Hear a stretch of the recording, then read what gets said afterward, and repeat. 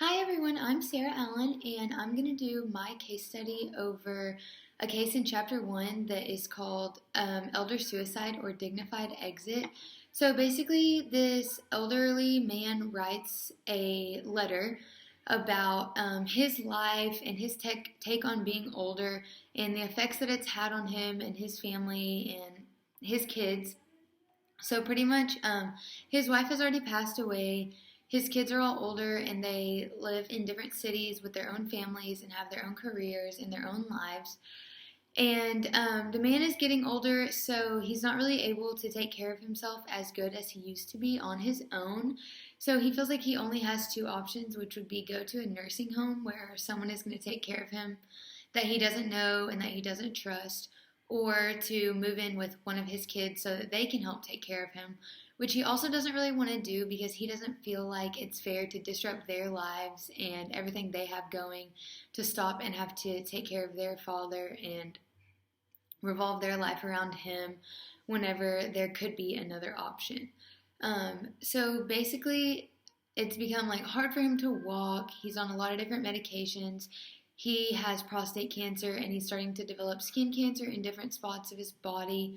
And he pretty much talks about how he doesn't understand why he doesn't have all of the rights to his life. So, as to why he can decide if he wants to take this medicine or go through with this procedure or pay for these hospital bills, but he can't just decide that he's ready to be done and not rack up these bills and all of these expenses that his family is going to have to pay when he's gone. Instead, he wants to use that money to be able to pay for like his grandchildren's college or to help support his kids and not leave them with like a burden of having to take care of him and still pay for things when he's gone.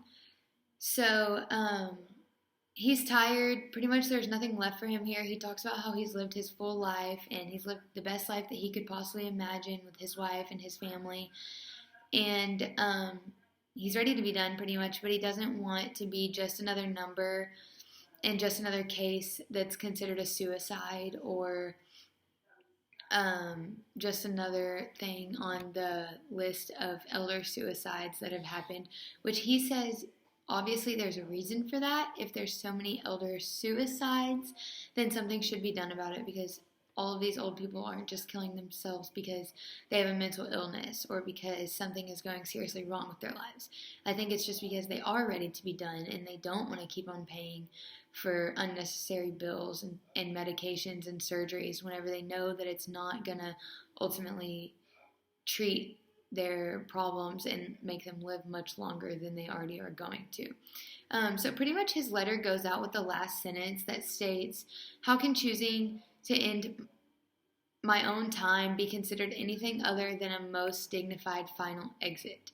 So I feel that he's in his right state of mind. He's fully there. He's not doing this for attention or for a mental illness or because something tragic went on in his life and he just can't handle it anymore. I think he's being very rational with it and saying like he wants to be able to decide how he dies and when he dies, and that will make him feel the best about himself and that he is living the best life that he could and got to decide when he was done with it and feel like he has rights towards it. So a question that was asked was, should people have the moral right to end their life if they so please?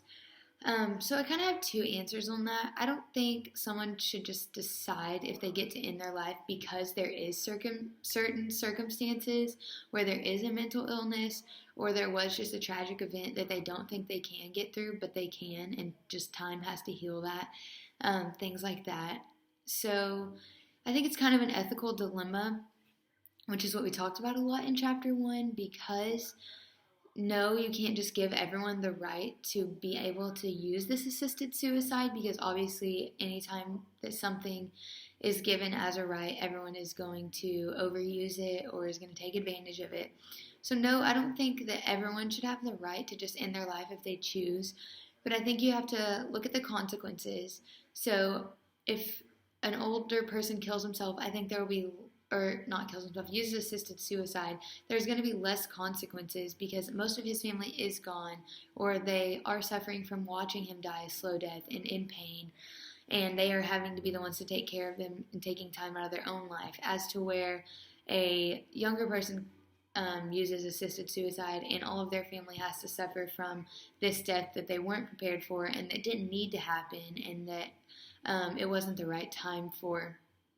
And then you can also analyze the other actions and options that you have. So for an older person, before they choose this, I think they could choose to analyze other options, as in like hospice or pain management medications, or the different procedures they could go through to try to give them extra time to live, which still is just kind of denying the inevitable, which it is going to happen, and it is going to happen sooner than later anyways. So instead of racking up these bills and paying for all of this, I think you should just let them have the choice if they would like to do it or not. Another question was, does being near the end of someone's life make the decision to end it justified? And I think that if you're at the end of your life and you're waiting for the time to come and you're just sitting there waiting and you know it's coming, and in the meantime, again, you're just paying these bills, you're just sitting in the hospital day after day, you're on hospice, you're just sitting at home laying in bed, there's nothing further that's going to happen in your life as a significant event. There's nothing more that you could do to live out your life better than you probably already have as an 80 or 90-year-old older person who is sick and who can't walk good and who does require a lot of medications and a lot of time spent taking care of them. And I think if it is towards the end of someone's life, then yes. If it's just for no reason, then no. But if your life is already coming to an end and you know it's going to happen, then I think this could be something ethical to do instead of making someone suffer and making someone sit there and just wait for their time when they know it's coming and they're ready, and they're just sitting there in pain and having to wait on when it's going to happen and if it's finally going to happen. Another reason that I think you could use this if it's towards the end of someone's life, even if they aren't elders, is maybe if they have like a chronic disease or illness, or if they have like a terminal illness, so they know like it's not curable, it's not treatable, and they're only given a certain amount of time to live. Maybe after they've come to terms and they've decided that they've done everything they want to do, everything they need to do, they've said their goodbyes and they're ready, then instead of just making them sit there and suffer and just wait on their time, that you can give them that choice and give them that time that they want and that they need to have a good peace of mind about everything. I don't believe that making someone suffer is ethical as a person or as a society. So I think that we should be focusing on the greater good of our society and the greater good of our people, which is talked about a lot in chapter 1 as utilitarianism. It's described on page 6 of the textbook, talking about how we should be focusing on the good of the people, not what we think is right or wrong necessarily, but what is going to benefit the most people in our society. And then another question was, what kind of restrictions, if any, should there be on assisted suicide? So I think there should definitely be restrictions on it because, I mean, this is taking your own life. Like, there's no turning back, there's no going back. Like, you can't bring them back.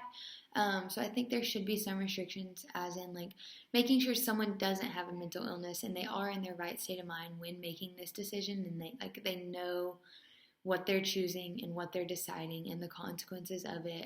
Saying goodbye to your family, not getting to watch your kids and your grandkids grow up.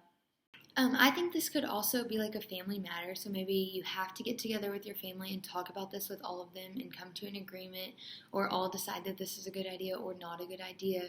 And that if you are suffering, or if you maybe did want to go on a little bit longer before deciding to do this, maybe another restriction could be counseling. So you have to go see a counselor, and they kind of get to talk with your doctor and decide if this is something that's right for you, or if they feel that you're making this decision off a good basis, and if you're doing it for the right reasons and you are just ready to go, rather than making a quick instinct decision on wanting to end your life and there could be other options. So yeah, I think assisted suicide could be a good idea ethically for older people that are just suffering, laying in bed on hospice, laying in a hospital bed, just doped up on a lot of medications, sometimes not even fully there. Just go ahead and give them their out, let them be done, and let them know that they live their life and they're getting to go out by their choice and still get to keep their dignity on it.